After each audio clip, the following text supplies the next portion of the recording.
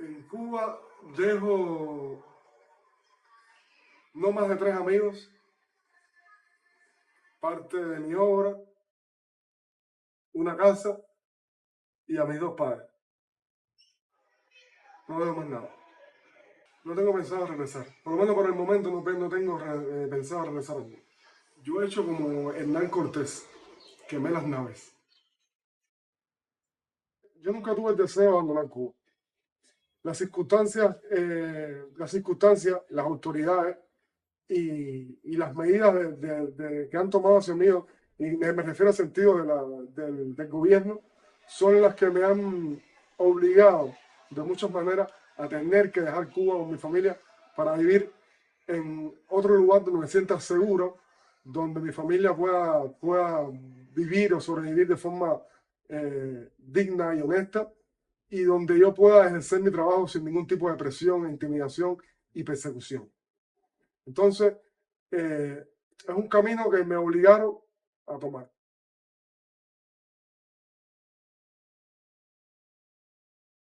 Un día en Cuba para mí es como la mayoría de todos los cubanos, pensando en cómo resolver el sustento para sobrevivir en Cuba, o sea, en la isla.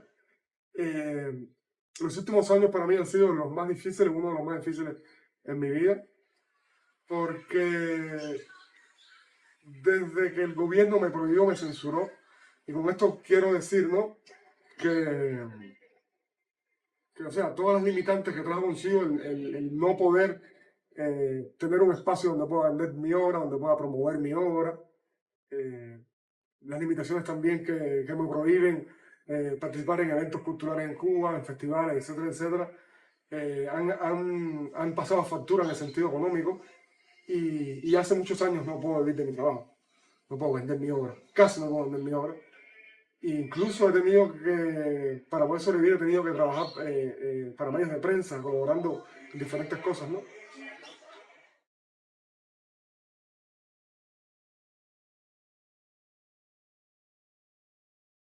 Yo nunca me sentí identificado con los espacios de galería, por todas las limitaciones que trae consigo los espacios, ¿no?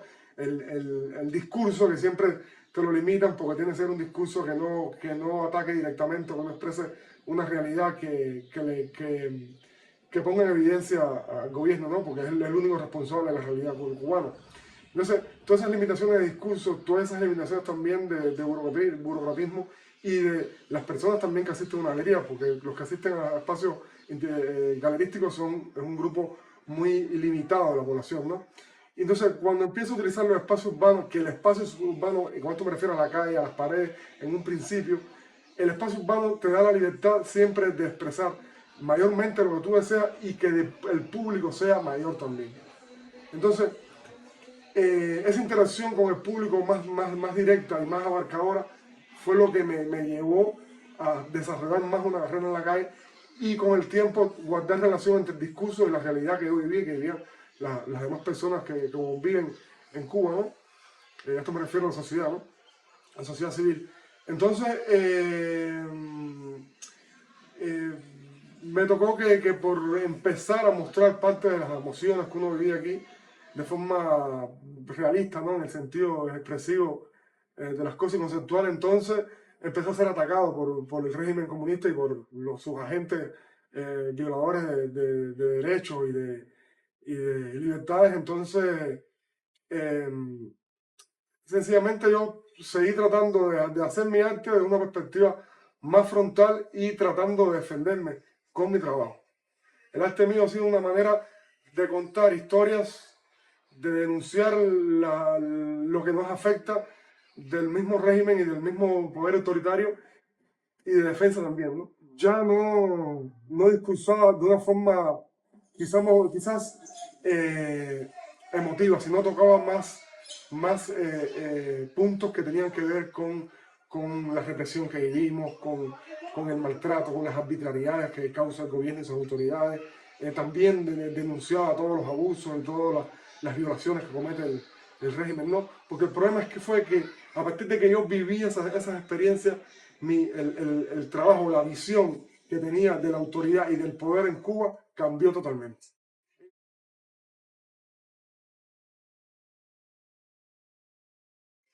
yo empiezo a trabajar en las calles en el 2014, o sea, a hacer murales en las calles. En ese tiempo quizás mi obra no era tan frontal como es ahora, ¿no? Pero sí. O sea, mi obra siempre ha sido marcada por guardar mucha relación con la realidad. En aquel caso, eran figuras que mostraban estados emotivos, ¿no?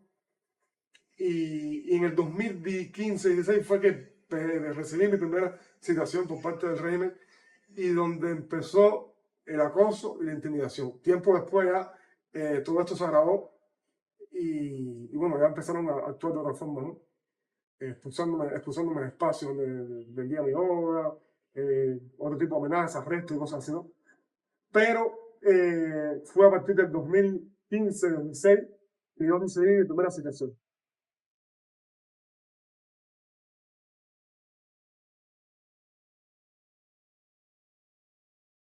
Mira, aquí en Cuba, o sea, si es bien decir que desde hace varios años, unos cuantos, hay personas que han ejercido eh, o sea, el graffiti en Cuba de forma aislada, unas personas menos activas, otras más activas. Aquí no se puede definir como que hay un movimiento de graffiti cubano. O sea, hay mucho desconocimiento, o sea, a lo largo de estos años ha habido mucho desconocimiento sobre el fenómeno de graffiti en Cuba. O sea, la gente piensa o asumió que todo el que pinta en la calle es grafitero. Y desde un principio a mí me etiquetaron como grafitero. Una etiqueta o sea, que en aquel momento no me molestó, ni me molesta, pero realmente no es así. Yo no soy grafitero. Yo soy un artista que vengo de la pintura caballete, que llevé los personajes que tenía en mi imaginario, que lo desarrollaba en papel, en cartulina, en lienzo, y lo llevé a las calles recontextualizándolo. Y a partir de ahí empecé no solamente a hacer este tipo de murales que muchos confundieron con graffiti, sino también empecé a hacer otro tipo de acciones o intervenciones públicas que no directamente fueron murales. Pero no, yo no me considero, o sea, si me puedo considerar algo es que me considero un artista visual que utiliza la calle además para expresar lo que siente y lo que vive.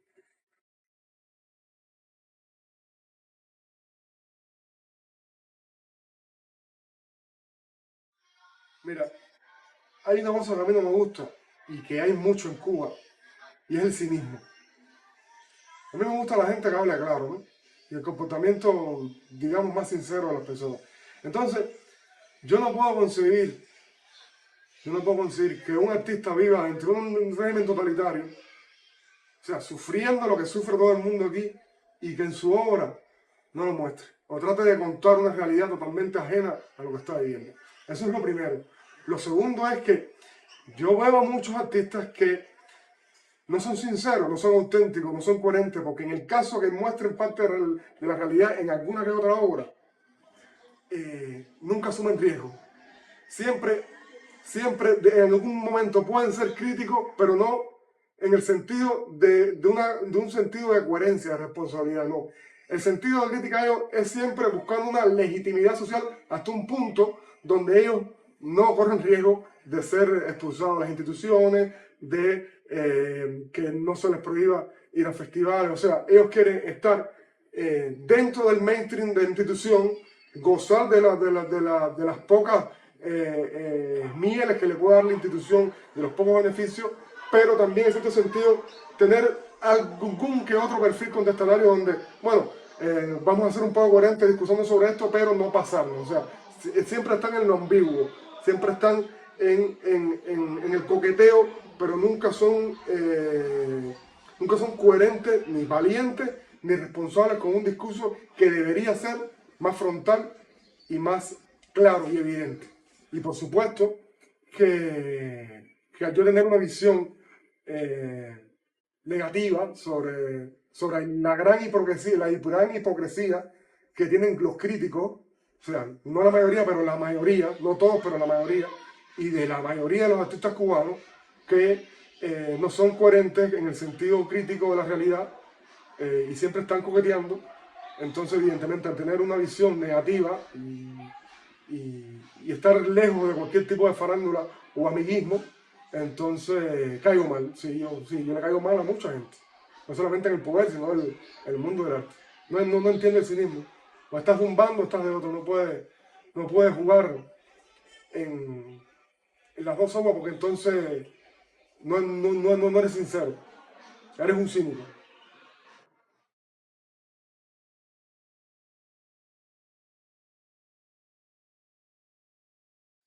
Yo creo que el miedo ha sido un factor que siempre ha trabajado el gobierno cubano en la psique de todos los isleños, ¿no?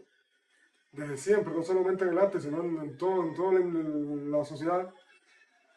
Y, cuando el discurso ya pisa otro terreno, un terreno que muestra el responsable de la realidad, entonces la gente como que coge miedo, ¿no? Porque siempre hay consecuencias. Están las consecuencias de la represión, de la persecución, de que te expulsen del trabajo, de que no puedas exponer, de que no puedas, o sea, lo que me ha sucedido a mí, de que no puedas tener una vida artística o participar en la vida artística de tu país. Y entonces la vida se te pone muy difícil, ¿no? En todos los sentidos. Entonces es un riesgo y un sacrificio que las personas no les interesa correr.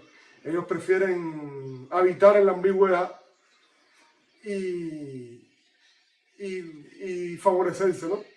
De la misma institución y no pasar trabajo ni asumir los riesgos que lleva consigo ser coherente con la realidad cubana.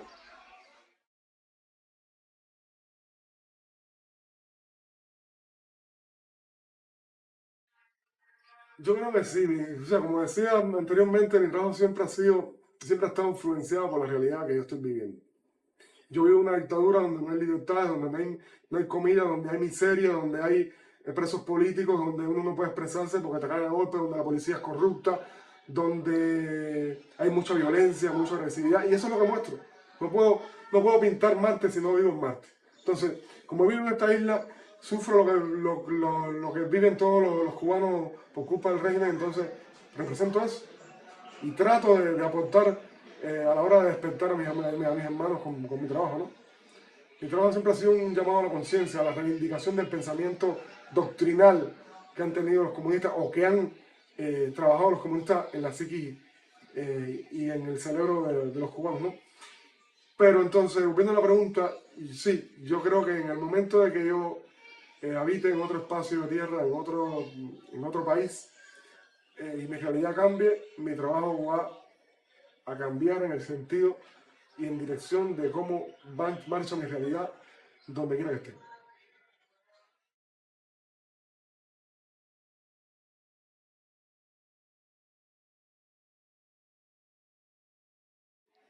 Yo pienso que hay mucha gente subvalorada aquí y mucha gente sobrevalorada.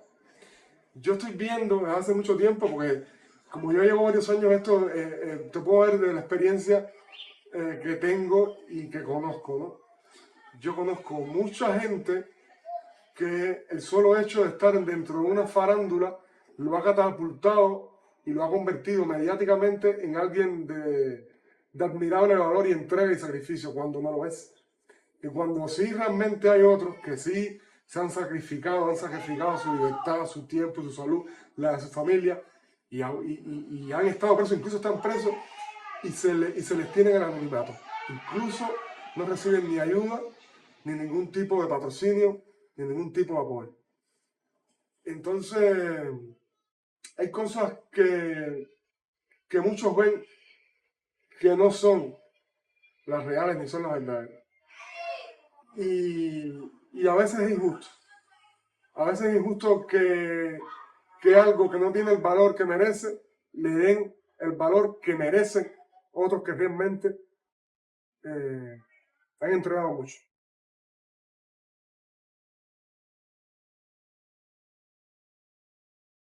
Yo tengo mucho miedo que mi hijo se críe en Cuba.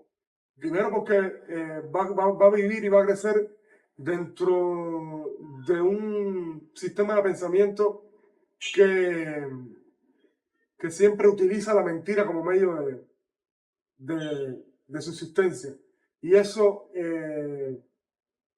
deforma el carácter de cualquier individuo. Tengo mucho miedo de eso, ¿no?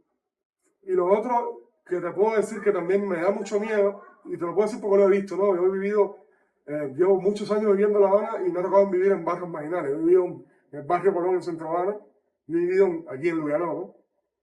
Y te puedo decir que he visto la mentalidad de los niños en la escuela primaria y secundaria, es muy lamentable y muy peligroso, porque hay una incitación a la violencia que promueven muchos artistas, digamos en la música, digamos en otro tipo de esferas, y el mismo régimen promueve todo tipo de arte, todo tipo de información que sea de enajenación, sea de embrutecimiento y sea de ignorancia. Y eso aleja al ser humano de cualquier tipo de bondad y de cualquier tipo de comportamiento decente, ¿no?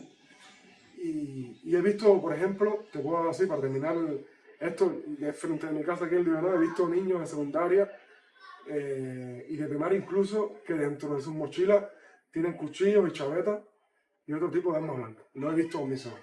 Incluso yo estando en Colón, una tarde, unos muchachos de secundaria con uno de primaria, me sacaron un cuchillo y me empezaron a tirar puñaladas. Eso lo vi yo y me lo hicieron a mí. Entonces yo no creo que mi hijo, o sea, mi hijo pueda estar en peligro de morir en cualquier escuela, en cualquier discusión, en cualquier cosa infantil, por el nivel de violencia y el nivel tan grande de ignorancia y de enajenación que existe en este país y de mala información.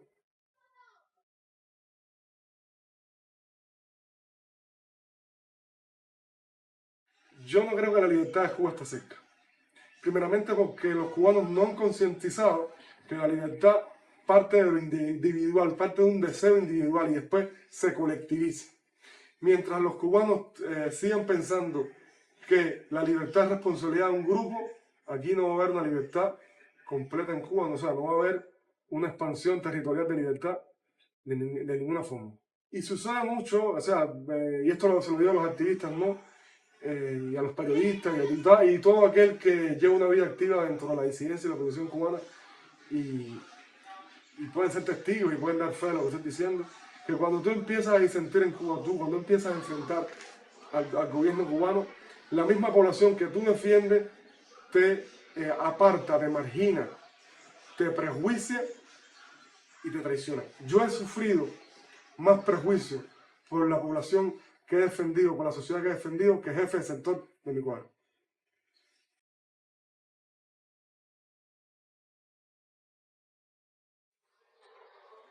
Hay una, como creo que esto es una frase de un amigo mío, y dice, y es muy esclarecedora, ¿no?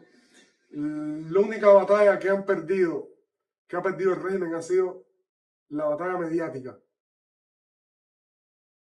Eh, entonces, la única forma que tiene, ya que en Cuba las leyes no representan a la ciudadanía, sino son articulaciones de dominación gubernamental, la única opción que tienen los cubanos o los presos políticos, todo aquel que defiende la libertad, es convertir en un caso mediático visible cualquier caso que tengan ellos de abuso, de arbitrariedades o de prisión en última instancia. Yo sé de buena mano que hay muchos presos políticos que han liberado, que han sufrido torturas de todo tipo, físicas, mentales, han entrado como personas tranquilas, eh, personas pacíficas y han salido de prisión, se han convertido en personas violentas, agresivas, llenas de traumas, de trastornos. Eh, porque aquí las prisiones no son reivindicadoras, son destructoras. Entonces, yo sé que muchos tienen miedo de salir y exponer lo que sucede adentro y lo que han vivido por presiones de la seguridad del Estado, que hay mucha presión sobre eso. Si algo lo puedo considerar es que se unan y que expongan la realidad y que conviertan en mediático toda esa información que ellos tienen sobre la realidad y sobre las torturas y sobre toda esa evidencia de dolor y sufrimiento y de trauma que han sufrido, porque eso es lo único que puede limitar, que puede parar y que puede obstruir el camino del régimen para no destruir a más gente en las prisiones. Recibe las noticias en tu celular. En WhatsApp, envía la palabra Cuba al número 5255-4503-8331.